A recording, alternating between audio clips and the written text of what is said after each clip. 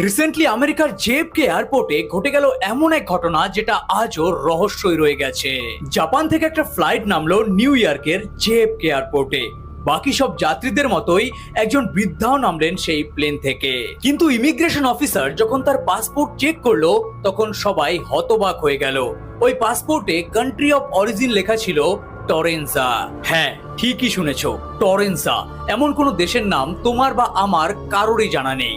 Even আমাদের পৃথিবীর মানচিত্রে টরেন্সা বলে কোনো দেশের নামই কিন্তু উল্লেখ নেই। অফিসাররা প্রথমে ভেবেছিল এটা হয়তো জাল পাসপোর্ট, কিন্তু না, এতে ছিল বায়োমেট্রিক ডেটা, হলোগ্রাম সিল এবং এমন সব ধরনের ইমিগ্রেশন স্ট্যাম্প যেগুলো দেখে একদম আসল মনে হচ্ছিল।